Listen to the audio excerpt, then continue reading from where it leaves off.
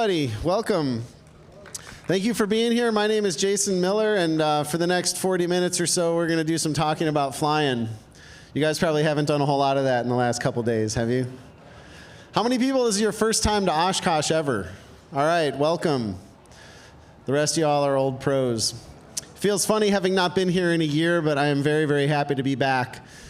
And for those that don't know me, I'm a certified flight instructor, sort of by profession. It's what I've been doing for the last 22 years to pay my bills and feed my family. It's what I love to do. I'm an ATP, but I have really no desire to go to the airlines. Everything I do is flight training. I work with pilots in the San Francisco Bay Area and up in the foothills near Lake Tahoe. Specialized in sort of technically advanced aircraft and instrument flight training, but I really enjoy doing all of it. Primary flight training in a Cessna 152 is still very much fun for me. I have a company called Learnthefinerpoints. Some of you might have heard of. We do podcasts and YouTube videos. We also make an iPad app for pilots where I try to take the stuff that I've learned over the years and put it into a technology that can kind of get out to everybody. All that stuff is online at learnthefinerpoints.com if you're interested in checking any of that out. We also run training trips for pilots. We took last year off, but we're back to it this year. We do a mountain flying trip near Lake Tahoe. We do a canyons trip down in Monument Valley and an islands trip up in the Pacific Northwest.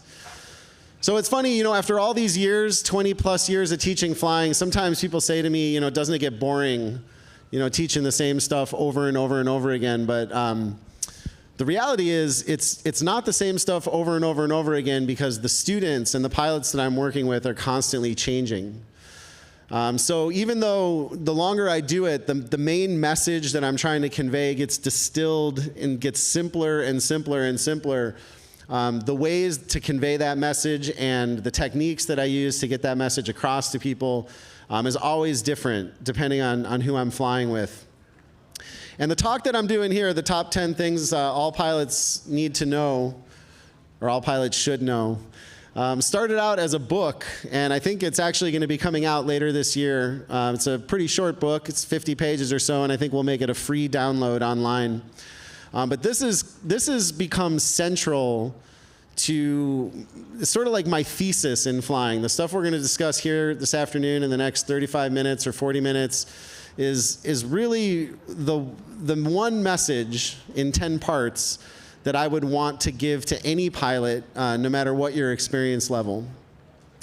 And I think it's important to understand when we think about flying that we are as a group, we are a very specific type of adventurous person, right? Flying is an adventure.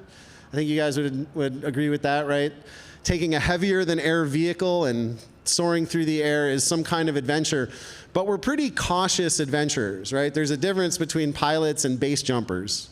We're not just reckless, right? We're not doing anything, not that base jumping is necessarily reckless. I don't know anything about base jumping, but I do know about flying, and when it comes to flying, risk mitigation is part of the fun, right? Like we look at an adventure, we look at a challenge, and preparing for that challenge, planning for that challenge, executing that challenge, and knowing that we're prepared for the possibility of things that might go wrong is all part of the reward. When you end that flight and you know that you've executed that mission safely, there's a particular kind of satisfaction in that. And flying is inherently dangerous. The English have an old saying, so it goes something like, you know, all airplanes bite fools, right? And the kinds of airplanes we're flying, I'm assuming we're not talking about flying transport category jets, but we're talking about flying general aviation aircraft. The kind of aircraft that we're flying are pretty simple.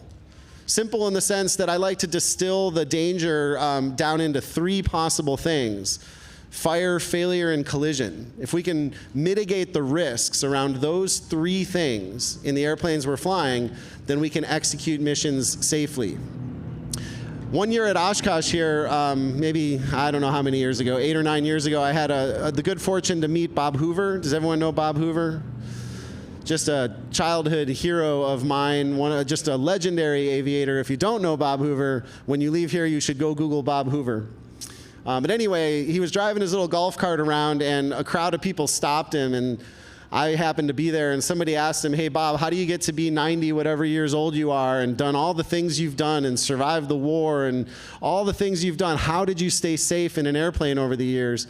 And without missing a beat, Bob Hoover said, if you stay within your own limits and within the limits of the machine, you'll be just fine. And those are very, very wise words.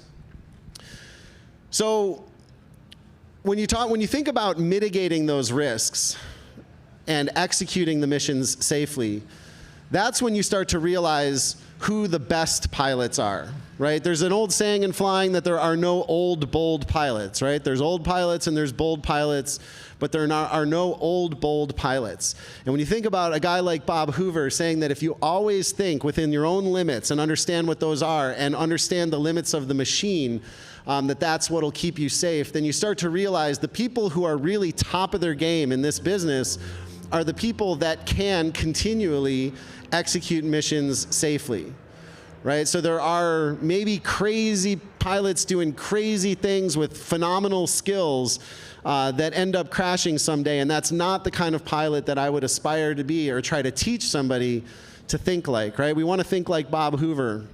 And when you look around the industry and ask yourself, who's doing this better than anybody else? Who's really top of their game there? Who's executing missions on a daily basis and executing them safely? And really, who you have to look at are the professional operators.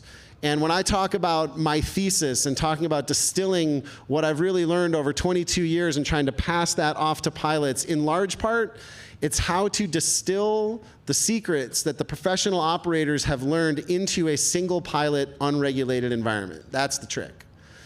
To take what the people who are doing the best at this, the professional operators, to take what they're doing and distill that into something that we can use, are inspired to use, and are diligent enough to hold ourselves to on a regular basis.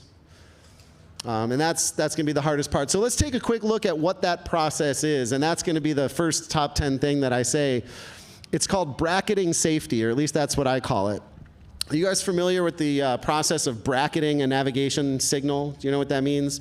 For anybody that doesn't, it means like, if I want to hold a course that's right here, maybe I start off going this way a little too much and the course goes left, so I kind of go back this way a little bit, and then eventually I figure out a heading that's going to hold me on that course. So through a process of small corrections, I'm ultimately able to hold this course perfectly. That's bracketing.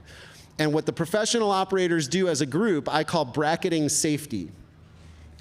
Here's a statistic, and it's a true statistic. It's pretty unbelievable, but in the last 30 years, commercial operators as a group, that is cargo pilots, airline pilots, corporate flight departments, all commercial operators have been able to reduce their fatal accident rate by 83%, which is staggering if you think about it. 83% less fatal today than they were 30 years ago. And here's a kind of a rhetorical question. If you want to try to figure out where we are in GA, I always ask people, imagine somebody you love. Like for me, if my daughter or my wife called me and said, hey, I'm in Florida and I'm thinking about coming home tonight. I'm going to buy a ticket on American Airlines. Will you pick me up when I land at 9:30? How many people feel a deep fear that that's not going to go okay? Nobody, right? Nobody feels a deep fear. Now imagine my wife calls me and says, I met this really nice guy, his name's Rick, and he owns a 180. He said he'd fly me home. How do you feel about that? Right? So here we are, we're pilots, we're in, we know the game, and there's no way she's getting on that 180, right? I'd say forget that. Not even if I talk to Rick, doesn't matter. She's not getting on that airplane. So that's a problem, right? So what are the professional operators doing that allow them to be so successful, to be 83% less fatal today than they were 30 years ago? It is a very simple process. And it's not, by the way, about fancier equipment, de-icing equipment, redundant jet engines, any number of things, because anybody in this room who's flown a complex airplane knows there is nothing safer or easier about flying an airplane with complicated systems. The safest airplane out there is probably an Aranca Champ, or probably not a tailwheel, a Cessna 150, right? Statistically, that's a really safe airplane. It's got what the old school guys call a low BS to fun ratio, right? It's a very easy airplane, very simple, very safe. The more complicated it gets, the more dangerous it gets. It's the system that the professional operators use to bracket safety that makes them so safe. And that system goes like this. The first step, and it's a three-part process, the first step in that system is being aware of what goes on out there, of looking at the accidents, looking at the crashes. If a crash occurs in the commercial world, they all look at it. Not just the company for whom the accident happened, all companies in the industry will look at what happened in that accident. So step one is you have to be aware. We'll come back to that in a minute. Step two is they figure out a procedure that would prevent the possibility of that accident from ever occurring again. And step three is, well, in step two also, they make that procedure redundant. And step three is they force compliance with the procedure. And that's it. It never happens again. In the United States, by and large, commercial accidents are once and done. That's it. It happens one time, and it never happens again to anybody. That's unbelievable. And that's how you bracket safety. That's how you reduce your fatal accident rate by 83%. There are a couple cases, by the way, of repeat accidents. There's like an MD-80 and with a flap setting issue in the late 90s. Let's not talk about the transoceanic thunderstorm accidents. But I mean, by and large, a commercial accident occurs and it never happens again. And you can look at some examples of this. In 2007 in Lexington, Kentucky, some of you might remember there was a Comair flight that departed off the wrong runway because it was departing on a runway that had co-joined approach ends.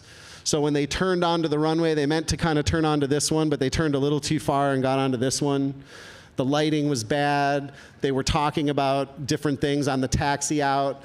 They ended up departing the runway that was too short.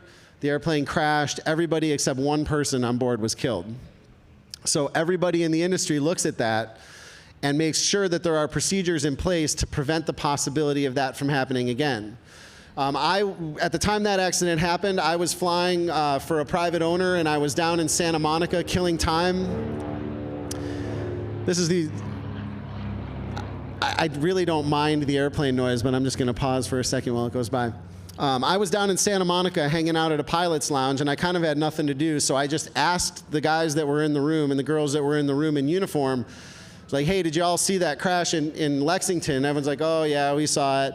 And I said, did anyone's procedures change as a result of that? And in unison, everyone's like, yep. So I asked them to just start telling me, how did your procedures change? And every single person in the room, no matter which flight department or which fractional operator they were flying for, pretty much told the same story. They said, well, now the pilot flying has to visually identify the runway entrance and the runway number. The pilot monitoring has to verify it. When we line up with the runway, the pilot flying has to call out the magnetic heading on the heading indicator, and the pilot monitoring has to verify it. Right? So they told this story that is what I just described. They looked at the accident. They came up with a procedure that would prevent the possibility of that accident from ever occurring again, and they made that procedure redundant. And then they forced compliance. If their pilots don't do that, they're fired. And that's that. All right, so I went back to San Carlos where I had students, and I told my students in the run-up area, listen, we have a new procedure. We're going to visually identify the runway number, and we're going to call it out. When we line up with the runway, we are going to cross-check the magnetic heading against the heading indicator and verify that it's the actual runway heading, and we're going to call that out. And we're going to do that every single time. And if you don't do it every single time, I'm going to, jab you in the ribs or whatever it is I do as the right seat nag. So if it ain't broke, don't fix it. If it's working for the pros, it can work for us. And that's an example of how to bracket safety. If you drill in just a little bit to the specifics of that example, we have an extra challenge in the general aviation world. One is we're not redundant. We don't have a pilot monitoring. That's a big one. No pilot monitoring is big. Redundancy is a very difficult thing to conjure in a single pilot environment. The best people we can look at in the professional world to emulate are Part 135 single pilot operators. So if you have an opportunity to get a hold of any of the SOPs, that's standard operating procedure that the single pilot cargo operators are using, those are the ones you want to try to adopt. And if you do that, you'll see that they do little things like speak out loud. because that is some measure of redundancy. You know, your ears can cross-check your mouth. That is a thing that can happen. Anybody that's called somebody the wrong name and not realized it, don't they know? I'm in a lecture. Anyway, your ears can hear your mouth. So the example I was just giving is if you go to a party and you call, hey, John, it's nice to see you. And the minute you say John, you realize you're talking to Nick. That's an example of how your ears cross-check your mouth. So speaking out loud to yourself is a major way that single pilot operators achieve redundancy. Another way is simply guessing at something before you verify it. How many people use checklists? All right. Thank you. That's great. But keep in mind there is a difference and a distinction between checklists and do lists. A checklist in a crew environment is read just item by item. So the pilot, flying might say climb checklist, and the pilot monitoring might pick it up and say, power, set, gauges, checked, airspeed, whatever's on the list. But it's redundant, not because they're cross-checking anything. It's redundant because there's two people. There's 4 ears, 2 brains, 4 eyes. They can hear each other. That whole environment up there in the crew environment is redundant by its very nature. In a single pilot world, just consider this, you'd be better served by guessing first through some acronym like GUMPS or CIGARS or some flow pattern in the cockpit. Just take a wild guess at it.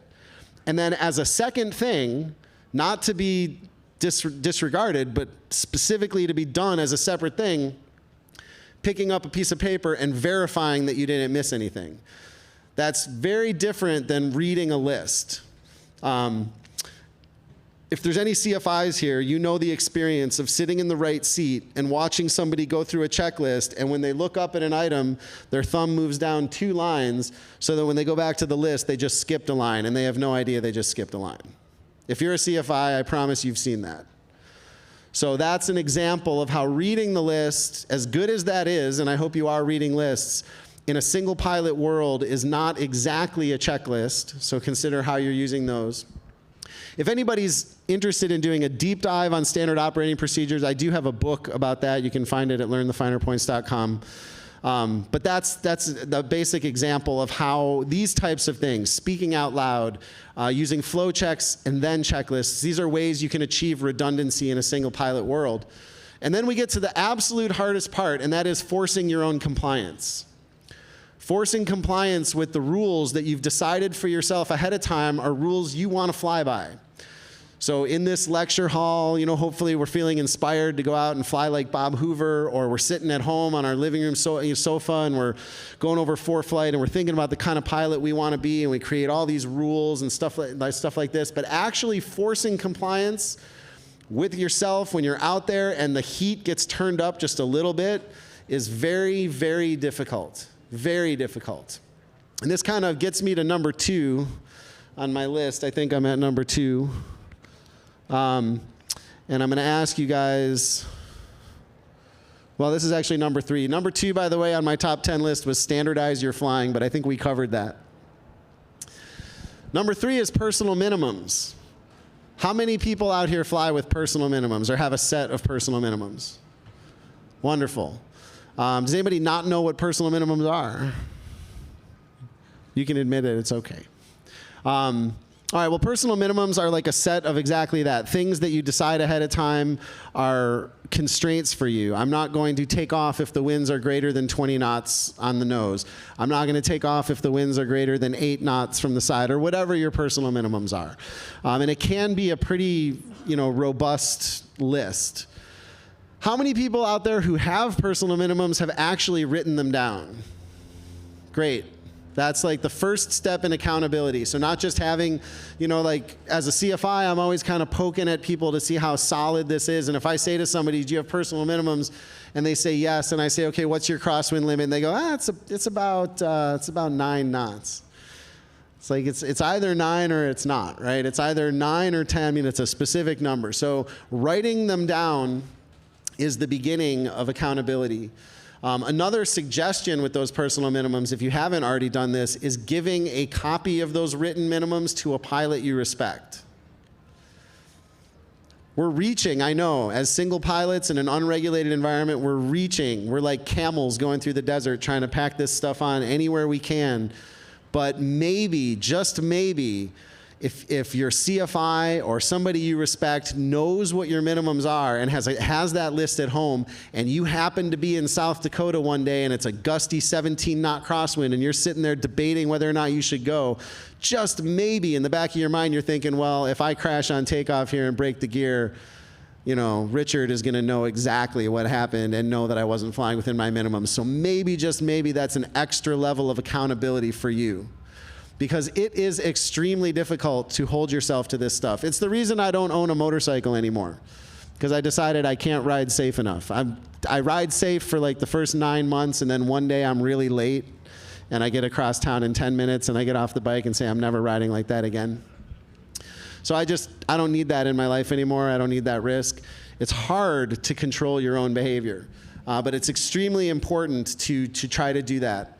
So we've got the concept of bracketing safety begins with looking at the accidents that are going on out there. And in our world, this is very difficult. How many people look at accident reports on a regular basis? That's really good. And I want to like get rid of any guilt you might have. I know some pilots feel like, well, I shouldn't be, you know, this is dark stuff. I'm sitting here looking at all these people who have gone down or had bad times or bad luck or whatever. Get all that out of your mind. This is a critical first step to understanding what's going on out there. And if you don't know what's going on, you're doomed to repeat it. And it's not easy to come by. All the time, I'll be in my office and somebody will come in, a student, on my third lesson of the day and say, hey, did you hear about the crash, you know, in Fremont last night, which is 15 miles away? And I say, no, I had no idea what happened. Mostly, I had no idea. There was a crash a few days ago in Truckee, California, a Challenger jet right near my neighborhood. And if it wasn't for Juan Brown on YouTube, I don't think I would have known about it. So it's not, you know, this stuff happens quite regularly, too regularly, and it's not so easy to know that it did happen. So I think we really have to be proactive here, and maybe as a part of your ongoing safety efforts, take time to review the NTSB reports, pick out 2 or 3 accidents, try to see patterns in what's happening for the specific purpose of not repeating those patterns again. And now you know what the airlines are doing. You can emulate the professionals. You can come up with procedures for yourself that would prevent the possibility of you making the same mistake. And these procedures don't have to be complex. Like if some examples, you can go through the accident reports and find accident reports of Bonanzas taking off with cinder blocks tied to their tails, of airplanes taking off with control locks installed, airplanes taking off with pitot tube covers, airplanes taking off with cowl covers, right? That's a lot of different mistakes.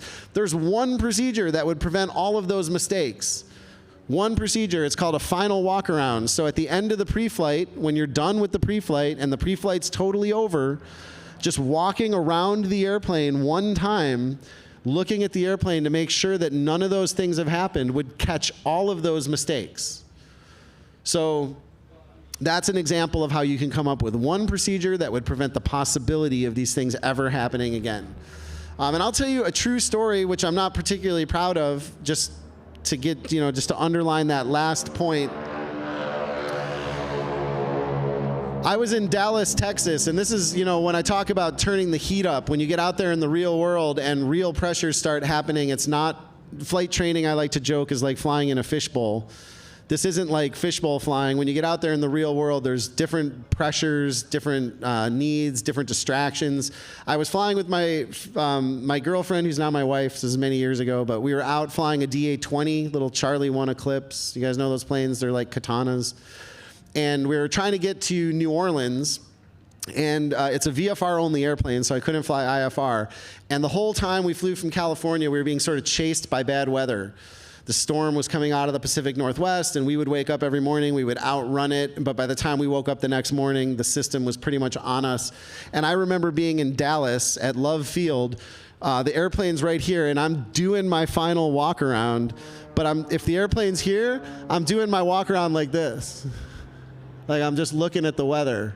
And I remember thinking to myself, what are we going to do if we get pinned in here? Are we going to go to an airport? Are we going to put the airplane in a hangar?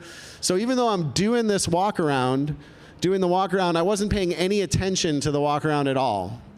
And I missed 2 giant red cowl plugs blocking the cooling air inlets on the engine. They were red, they were foamy, they had flags hanging off of them, and even though I did my pre-flight and my final walk around, I missed the cowl plugs. But I must have had an angel on my shoulder, because when we got out to add power for takeoff, I added power, the cowl plugs flew out of the engine, I saw them, the tower saw them, they said, hey, something just came off your airplane. I taxied back to the run-up area, got the cowl plugs, went back to the ramp, did a proper pre-flight and a proper walk-around, and we were stuck in Texas. The weather was on us. We were stuck in Texas for 6 days. But that's the kind of pressure that had me miss giant red cowl plugs with flags hanging off them, even though I was doing a standard procedure that would have caught the mistake. So anyway, just food for thought when you think about how to emulate the professionals, being aware of what's going on, developing procedures that are redundant and forcing yourself to comply with the procedures and to bring the same level of attention the 10,000th time you've done it that you did the very first time you did it. And that's where the real challenge lies, right? In that last piece. That's where the challenge lies for us. But when you make this list of personal minimums, this is the beginning of standardizing your behavior. Standard operating procedures are what we're talking about here. That is the process itself of bracketing safety. And those procedures should be added to your list of personal minimums so that you know exactly what, it's almost like you're making a little operations manual for yourself. And it doesn't have to be complete, it just has to be started. It's a living document. Hopefully you'll never stop adding to it.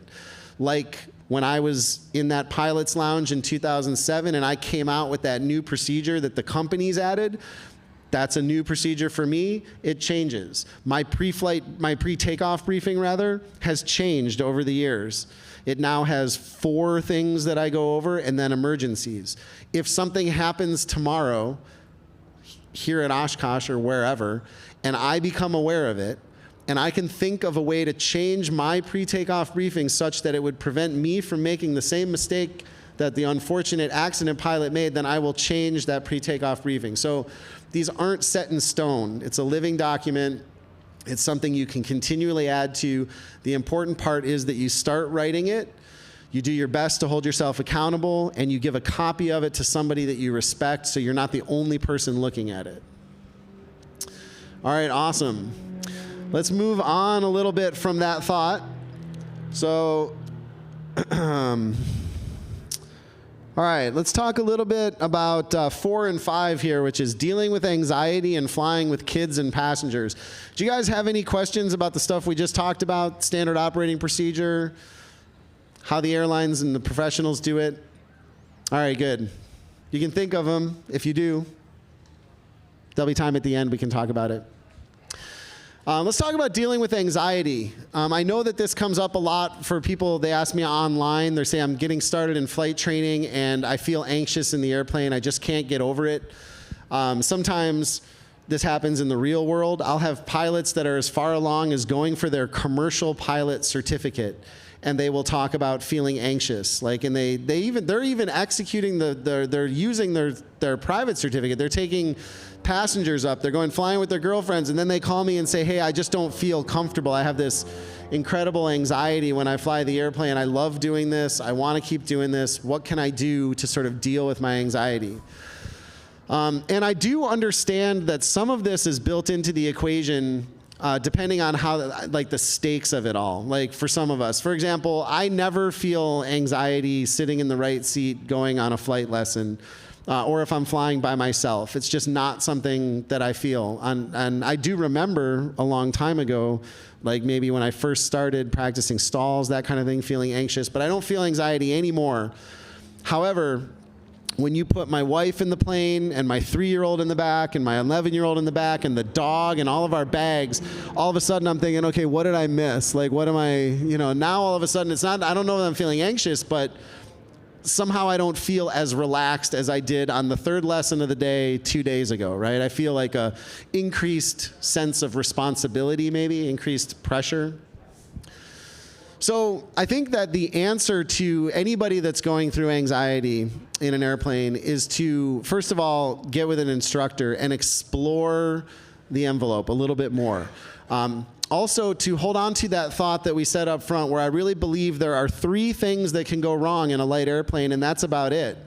There are fires, failures, and collisions, and if you can successfully practice and mitigate those 3 risks, as long as you're doing everything else smart, you're flying the wing, you're staying coordinated, you're thinking in front of the plane, you're going to be fine. And so what that would do, once you start to figure out what the real risks are, it gets you focused on proper responses. So it's like knowing where the problem areas are. So becoming comfortable in the airplane is going to be like a 2-pronged strategy. One is knowing where the problem areas are, knowing what can really go wrong, and making sure you feel prepared for those things. And some cases, being prepared for those things is maybe more than you've done in the past. And I like to use fire as an example. Like, everybody practices simulated engine failures, I hope, right? That's a big one. We have one engine if you're flying a single, or if you're flying a twin, we practice, single engine approaches a lot. We always talk about, what am I going to do if this engine fails? So that's something that hopefully most of us feel pretty well prepared for. Maybe you could take it a little further than you've done in the past, do an engine failure all the way to a full stop landing if you haven't done that at an airport. If you're flying a twin, make sure that you're having your CFI sort of surprise you at critical times, not actually killing the motor, but simulating that failure. But the one that I feel like we as pilots have a sort of ostrich approach to, where we stick our heads in the sand, is fire. What would you do right now if the airplane lit on fire? And it's kind of like, I don't know. I hope that doesn't happen. Or I would land, and I would go down and I would land at this airport. But the reality is, if you look at the accident reports, that one risk, if we distill it into 3, fire, failure, and collision, the fire risk is pretty critical. If that happens, and statistically it is very, very, very unlikely for this to happen, but if it happens, you need to act, and you need to act fast. There's got to be a fire extinguisher on board, and you can forget going to an airport. You need to land underneath the airplane now. So if there's a cabin fire on board, your process should pretty much be shut the fuel off, shut the electrical off, go into an emergency descent. If possible, during that emergency descent, you should pull the fire extinguisher out, you should discharge the fire extinguisher, you should vent the cabin, and then execute a forced landing at the bottom of that. And the reason that is not practiced with diligence and training is because that's kind of a lot. Is it too much? It's not. So if you're like a weightlifter, I promise you can get to lifting this amount of weight, but you have to get with a CFI and you have to practice. And I would practice just like that. Don't just simulate pulling the fire extinguisher out. Reach down and get it out of its cradle. When I do flight reviews with people in their own airplanes, I've had a number of clients where I'll say, where's the fire extinguisher? And they'll say, like, right down there by my left shin. And I'll say, grab it. And they're like, they can't quite get to the fire extinguisher. And what comes out of that lesson is they're going to move the fire extinguisher to some place that's more accessible. Right? So know if you can get to it. These are the types of things, when you're distilling the risks into those 3 categories, if you can get that level of practice in with an instructor and truly in your heart of hearts know that you are as well prepared as you can possibly be for the 3 categories of risk, that's going to make you feel less anxious about being in the airplane. The other side of it, in addition to knowing what the known risks are knowing the envelope of the airplane. So one of the maneuvers that I strongly recommend, and I teach to all pilots, whether they're commercial applicants, student pilots, private pilots, is a lazy 8. Does everyone know what a lazy 8 is? It's kind of like, if you don't know what it is, it's like a figure 8, like this, right? So it's a figure 8 in the sky. And if you could pin down the middle and sort of pick up the edges of the 8. So it goes up like that, and then up like that, and back around, right? So almost like a skateboard half pipe. You kind of go up one side, then you come back down the middle, and you go up the other side. The lazy 8 is a wonderful maneuver. If you're interested in trying one, there's a YouTube video on our channel, The Finer Points, that sort of breaks down how to fly it and why it's a wonderful maneuver. But it's a maneuver that teaches you all the different edges of the envelope, like teaches you how to leverage the secondary effects of the controls, how to leverage the overbanking tendency of the airplane. As far as I know, it's the only maneuver, the only one in all of flight training that teaches you how the airplane overbanks when you slow down in a turn, which is a natural aerodynamic effect. If you bank the airplane so much as 2 degrees and all you do is pull, you're going to increase the bank naturally. It's naturally going to overbank. And the only maneuver that sort of shows you that is the lazy 8. That's one that I strongly recommend. Another one I call stall exercises, where you just slow the airplane down as far as you can, preferably with the flight instruments covered. Not covered so you can't look at them. You can look at them. Just cover them with one piece of paper. I like to skewer a piece of paper over some knob on the panel so that you can peel the paper back to see them. You're welcome to look. Just you have to get by a piece of paper. And it's pretty cool. Even though the barrier I'm discussing is literally paper thin, you will find that you look at them a lot less when you have to pull back a piece of paper, as opposed to staring at them. We want your eyes outside the airplane.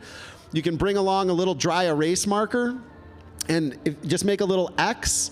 It can be arbitrary in some ways, the X. I mean, if I was with you and I could fly with you, I would show you different marks to make on the window. But think of it like a scope on a gun. It just gives you a reference a little bit closer that's not some, not just a big windscreen, but it's a little X reference so you can actually see the pitch and the yaw much more specifically. And you slow the airplane down until the stall horn's on, holding enough right rudder if you're in a single to prevent all that yawing, and then just sort of let go and trim the airplane up so that you could fly around like that, hands off, right? And then from there, hopefully you have an instructor with you while you're doing this. You just kind of pull it into these little stalls. Don't do anything to recover. Just pull back until the nose kind of falls on its own and then release the back pressure. And so you're just kind of flying around in and out of the stall, just feeling that edge of the envelope. All right? This type of work, the lazy 8, the stall exercises, exploring these different edges of the envelope, this is going to make you feel more comfortable in the airplane, and that's the second way to combat this anxiety. I also think that just getting with an instructor more often is a way to combat the anxiety. So through all this process, to kind of summarize some of the stuff we've talked about, you've developed these standard procedures for yourself, you've written them down. If we're emulating the professionals go back to training every 6 months. They don't wait 2 years to go back to a CFI. They go back every 6 months and they work on emergencies. And that's what I strongly recommend for everybody. If you can, make a relationship with a CFI. That's going to be the person that holds your standard operating procedures. That's going to be the person that knows what to hold you accountable to when you fly together. That's going to be the person that works on the emergency procedures we discussed, like the fire or the engine failure. That's also going to be the person that does these instrument-covered stall exercises and lazy 8s with you. And go see that person every 6 months. Get into that recurrent training program, just like the professionals have. That will make you a safer pilot. And hopefully, there's ways, I mean, we don't need to talk about this, but if you have that relationship with an instructor, when it comes time to do a flight review or get signed off for a flight review, that instructor is probably going to be right there to sign you off. You know, if I'm flying regularly with somebody, I don't need to make it a whole separate day. If I've been doing that kind of stuff with somebody on the last time we do that or whatever, I'll sign it off as a flight review if I feel confident that they're safe in the airplane. How much time do we have? All right, just a couple minutes here. That is, we might not get through all 10 of these, but fortunately, like I said, it's going to be a free book. All right, let's skip to 9 and 10, which is decide on the ground and fly with an out.